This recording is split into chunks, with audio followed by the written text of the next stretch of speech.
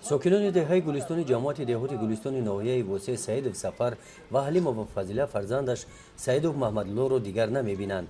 از روی نقل پدر و مادر محمدلو بعد به خارج کشور رفتنش دیگر به وطن برنگشت.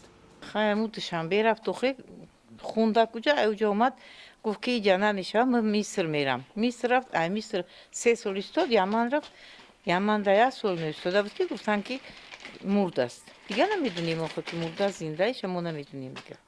که او رفت ما روزی هم نبودیم. وقتی زکمی که رفتم دشنبه در خوند پیش ماشین تو دام گشت خیلی خونده بیم خرید یاد برتاب همه را آن اوجا بعد با کام گفتن که اینجا که بخونی اونجا که برای بیا با بلندتر میبریده بعد اینجا دکمین میکنه و تیار میکنه اونجا بعد دامو پیروش روی میکنن بعد میره و دکمین میکنه میتونش میره و دیگه میره و خواهیم اینجا چند هر میومد یار مو پاس دو مو پاس تلفن میکرد که ما میتونم نغزم سازم یکون گاب نیست محمدلو سعید و پسر کنجای پدر و مادر بود. مکتب میانه رو ختم نکرده در اوان کودکی او رو گرفته نزد مولا بردن تا اینکه محمدلو سواد دینی گیرد. اما دوملا سرجیدین در 2 سال خوند. مایداگ دوخیسم پیشش بود که در اونجا رفت خوندم قرص مکتب حکومت نخوند. بعد اونجا بود چی فایرودم کن عدل کلوب فایرودم کردن تلفن کردیم که بیا یکی نیومد خو گفتم بچم رای دور خا کسلی دوری بیماری دوری رای دور غریبیه یک چی میشه گفت که چه همشه بگردن نگیرم و میرم ترکو تو خیلی کرد انا گفت که چی با میرم اپا گفت که مسلمانی در خوندنی میرم خو او بچه ما مصر نرفته بود چی سوریه نرفته بود او وقت تنج بود که ولی سوریه در جنگ هم سر نشده بود که بچه ما هم تری گفتن که مرده است. این همی حکمت و همون داورش در که وقت که همون همون ایجا که رفت گرفت بعد دو دست همه را کردن دیگه برفت ای به حکمت خودش که دویش کرد ای مو چی ما هم نوروزی که اگر میتو دما باور خونه بود که پیش کم نمیسود اونم گلاک برفت نبیدرک شد بر خلای فضیله و بابای سفر در حوله خاکسارانه عمر به سر میبرند. آنها در کلخوز کار کرده با مهنت دستشان این خانه رو ساختند. در دوران پیرانسالی با شرافت فرزندان زیارت خانه خدا نصیبشون گردید و اما انتظار نبودند که تقدیر فرزندشون در خارج کشور چنین میشود.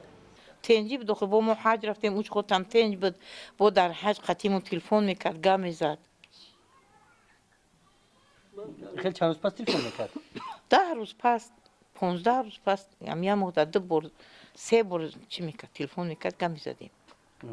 انا اولی چقدر شد که تلفن نیست خط درک نیست نه ده همین نویبر ده 2 سال بود شید نویبر دکبر نه انور فوریه 4 ماه میشه 2 سال و 4 ماه دیگه آوازش نیست نه بعد یو چند گذشت بعد به همون نمر دختر ما مجبور کردم که تلفن کرد چی میگه یکم جواب نمیگه دیگه عربی گفت همین قشنگ فهمیدم که کلمه الت دیگه شو نفهمیدم. محمدلو خانه‌دار نشده بود. از روی گفتی مادرش در خارج کشور پسرش مقصد تشکیل عائلت داشت. عروس شونده به پدر و مادر معلوم نبود اما محمدلو به این مقصدش هم رسیده نتوانست. یا مگر زنده باشم یگو تا یگو دیگه نمیره و میتونه که بخونه پر دیگه مولای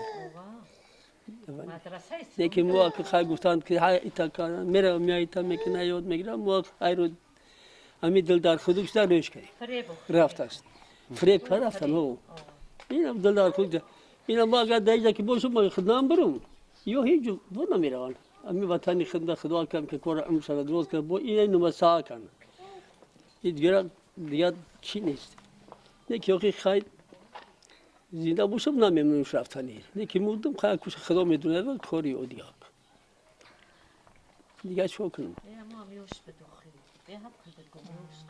بیا عقل بدرای بطنش رفت گمراش کن رفت بچه دا بچه خیلی های تمیشه گفتا اولی میشه ای بی با میای چی خیلی کارا میکنی خیلی چندش هیچ رفت من بعد همونجا بود خبر شما که این حافظ کم دست شده کسال شده مود خیلی یا گریسه میشه پیدیم دخونه هم دشان بیده گلای بودم مشتاقی همینجا دیگه وقت خیلی دلتهی میکنن که انا بخوای تا اخشامات در کارت میشه ایجام شد.